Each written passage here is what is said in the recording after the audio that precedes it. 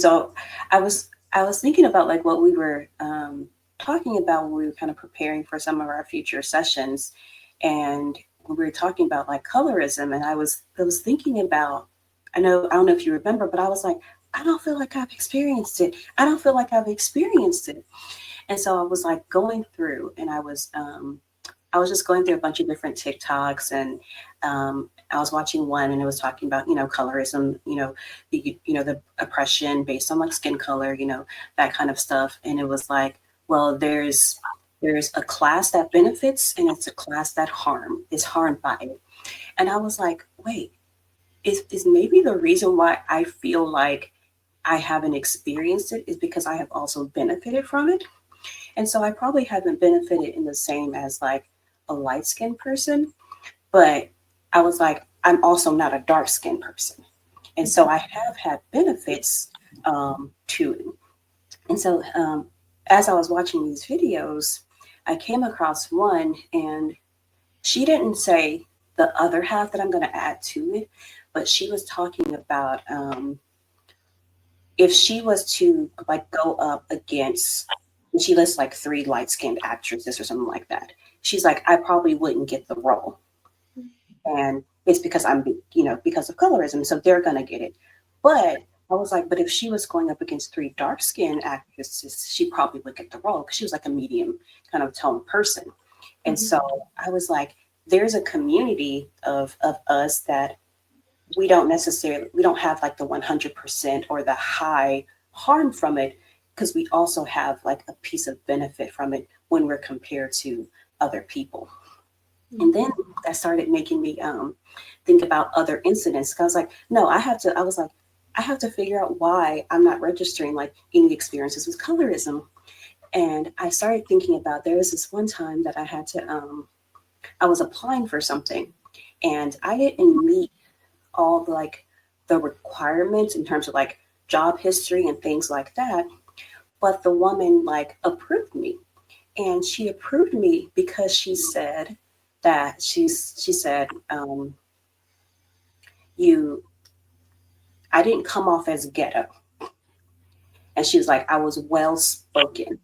And I was like, oh, so my presentation, oh, and I had just came off from work, and so I was in like business casual clothes and things like that. And so I was like, oh, my presentation, worked in my favor in this instance. And I was like, oh, okay. And then I was thinking about another time that me and my one of my old friends, and she's a light skinned person. We were in the mall, and we were in line checking out, and I really don't remember what happened, but there was two other black women checking out or something, and they were dark skinned, and their dialect was not the same as our dialect, um, and I don't know what happened, but we started arguing with each other.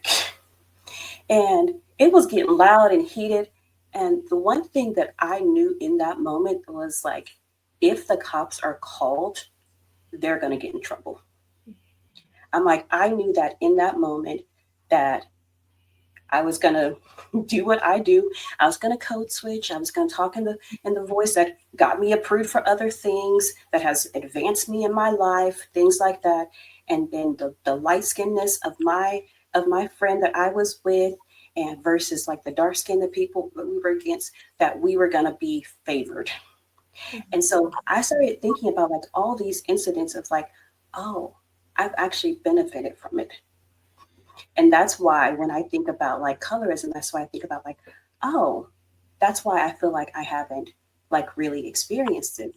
But then I started thinking about it in terms of like our clients, and even on the spectrum of those who may have like benefited from it, we want to make sure that their experiences and what they have gone through because of the color of their skin isn't invalidated also. Yeah, for sure. Because there's a lot of beliefs around skin color, like, or stereotypes, like lighter is prettier, or, you know, a much easier personality or easier to get along with, versus darker skin may be overlooked or maybe criticized. there's definitely like a division. I also think about, a lot of times in session, the stories that clients are told about their skin color, and how that impacts like their self-esteem, or Mhm. even like body dysmorphia, like things like that come up. And I think it's one of those things where colorism is so layered, people aren't aware that it affects their mental health too. Yeah. Like, oh, you're pretty for a dark skin. And it's like, what? Yes. Yeah. Yeah. Very backhanded compliment. Hmm.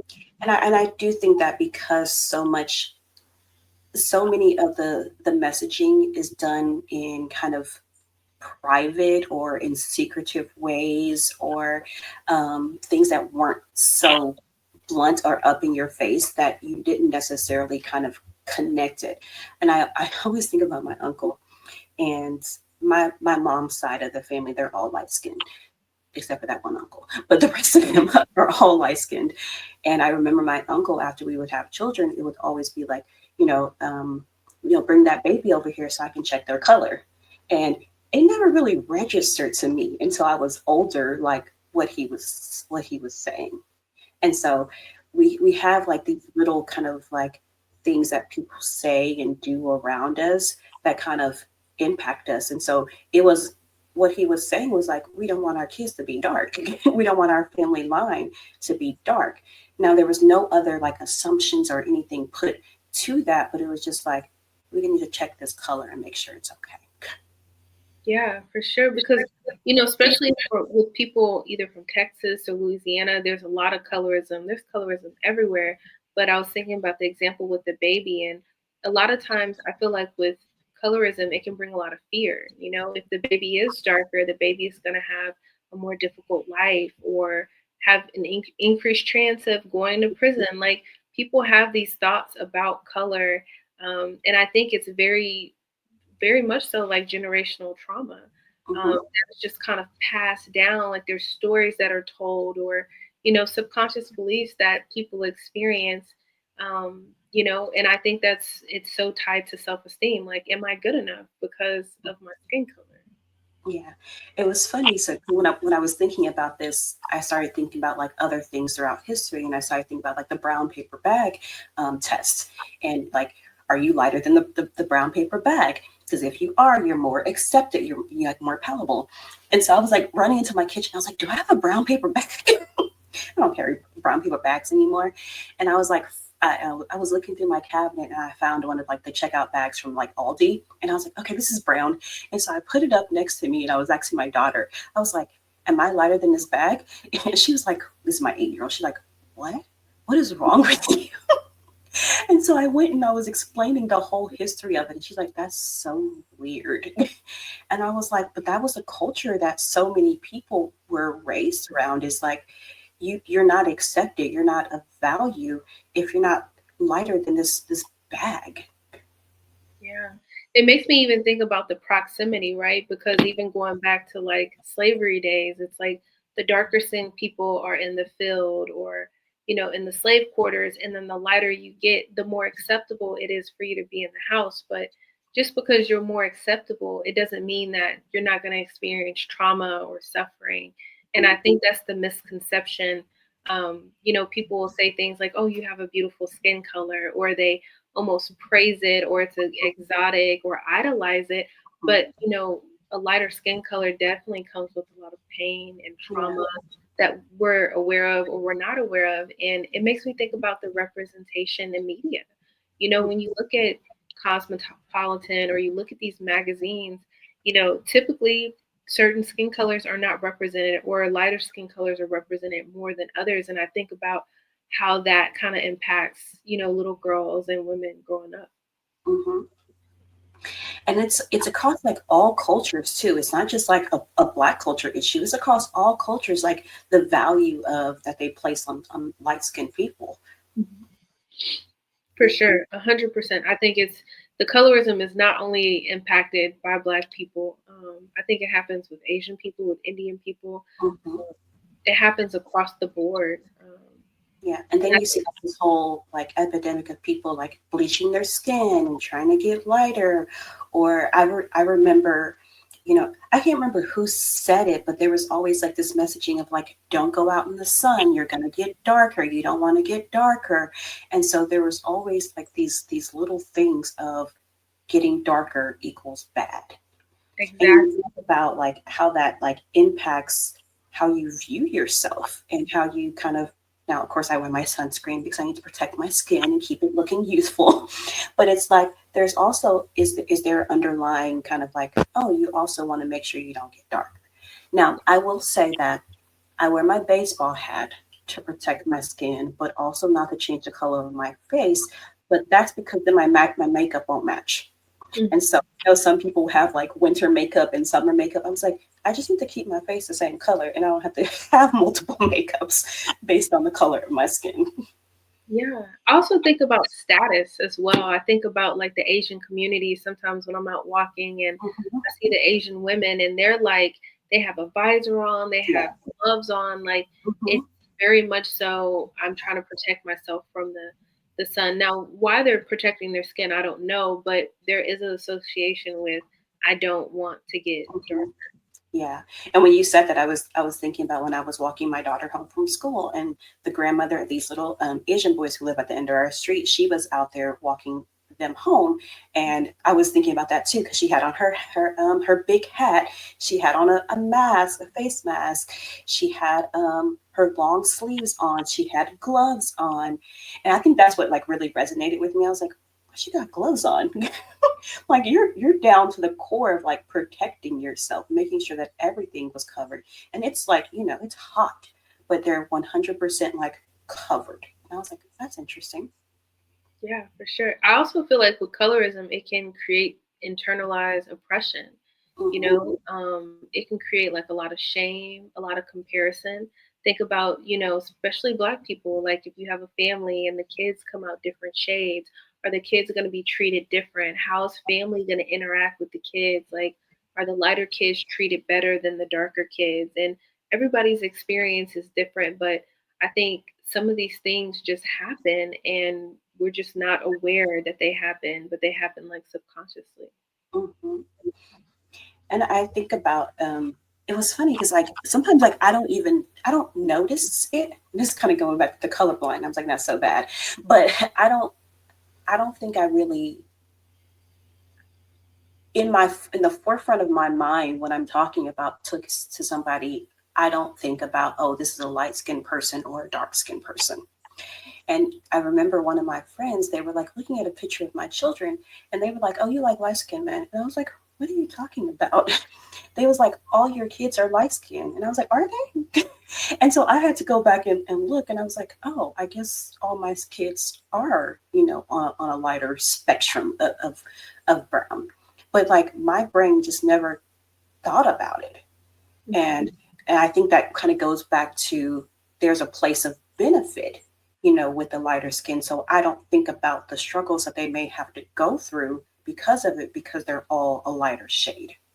Yeah, yeah. And I think it's up to everyone, regardless of their culture, to think of ways to empower their children when it comes to colorism.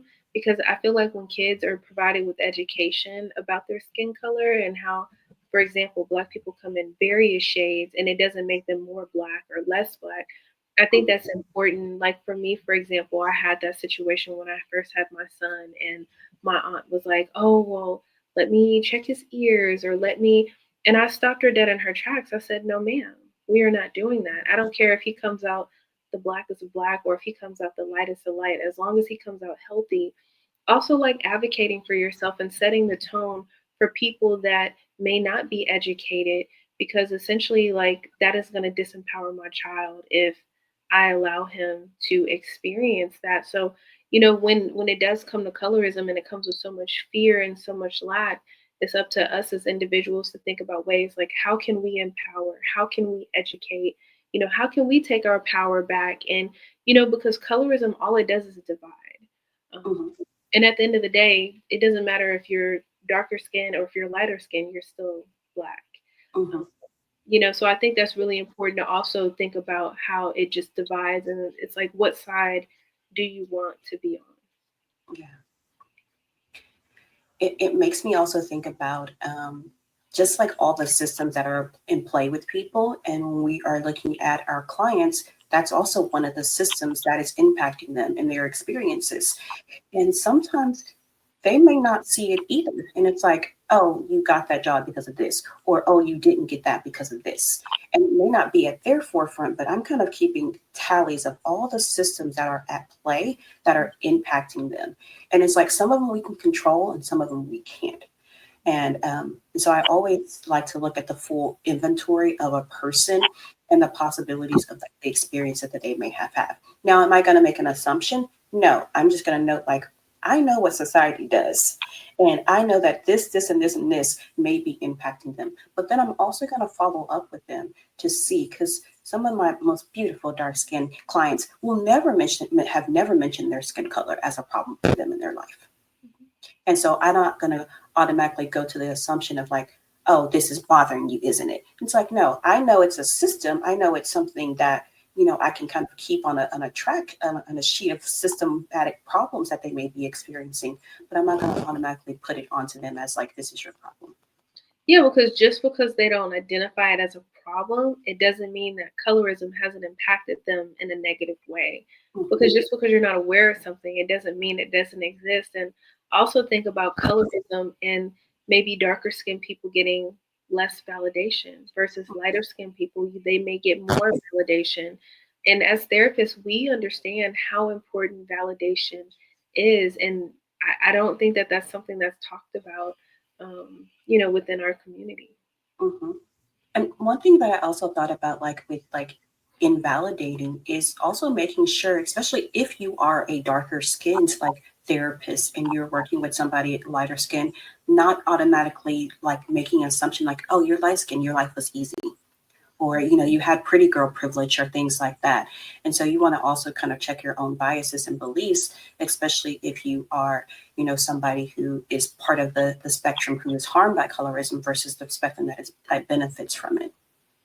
Exactly. Because you, as a therapist, like being aware of your biases, but also, I guess, learning about the client, because as a therapist, you could essentially trigger the client just by Mhm. how you look. Yeah. So, just, I guess, as a therapist, making sure that you're providing that safe space um, to have those conversations, because that could be a really healing experience if there are two different colors of, client and therapist in that moment. Yeah. And then I also think about is even like the impact. I work a lot with people who are like dealing with like relationship issues, and we see it like in dating and like desirability and things like that. And some people will just label themselves, and they may not like identify it as linked to like colorism or something like that. But it's like people don't desire me. And it's like, why do you think that? Yeah, and it could be so many reasons, right? It could be stories passed down from families. It can be their experiences when they're dating. Oh, well, I know that that guy's going to go for her, not me. And I think sometimes clients essentially just count themselves out and they put that label of themselves of less Yeah. desirable. Or yeah, like, oh, I'm not pretty enough, I have to settle, or I don't have pretty girl privilege, or I can't get a guy like that, Yeah, and so and I also just whatever. because all those standards are just based off of Western norms, you Hmm. know? Because who's out here deciding what's pretty or who's desirable? Um, so that's where that internal work comes in because as desirable as you feel is as desirable as people are going to, find you. Yeah. And I was watching a video about that, and it was like a plus size like dark woman, and she's like, I've never had a problem because I'm confident. She's like, I love myself, I walk with confidence, and people love that. And so they don't see me like minimizing myself, they see me uplifting myself. And how can you expect others to uplift you and see you a value if you don't see yourself the same way? Exactly. Exactly. So within, so without. And I think that's really important too. Like, we can't help the family we were born into, or our skin color, or our experiences. And I think if there's any type of like underlining like anger or resistance or resentment or anything like that, practicing that self compassion, and then that could probably heal stuff from the past and even like generational stuff that's happened that wasn't even that person's fault. Mhm. It kind of makes me, not necessarily colorism kind of related, but it makes me think about, I'll ask people a question. I always ask people this question when they're having clients who have like self esteem issues. And I'll be like, are they pretty? And they'll look at me like, what? And I'm like, are they pretty? And they'll be like, well, I was like, you can say if they're pretty or not. And I was like, are they conventionally attractive? Are they attractive according to Western standards? And they'll be like, not really. And I was like, okay. And so now that gives you insight to what they may be experiencing Mm-hmm. because they're not lined up with conventional Western standards. And so the same way that you are seeing them, they feel like everybody sees them. And so we have to work on being able to kind of change that narrative. And people are like, well, I didn't want to say, I was like, it's okay to say that, like, based on your standards and what your eyes are seeing, that they're not necessarily your cup of tea, but then they think that everybody feels that way. Mm-hmm. Which is not necessarily true. Hmm. Mm-hmm. Yeah. And so it's important to kind of like really um, talk with clients and kind of get an understanding. And so even being able to like ask them like the different things that have impacted them in their lives. Sometimes it's a matter of being tall, or being, a little bit thicker, or being too thin. I have so many clients where it's like I'm so thin. People make fun of me all the time because I'm so thin, or they say I have eating disorders, and so that impacts their confidence too. And so you want to be able to listen to, like, look at both ends of the spectrum and be able to look at all the things that are impacting this client and how they view the world in themselves.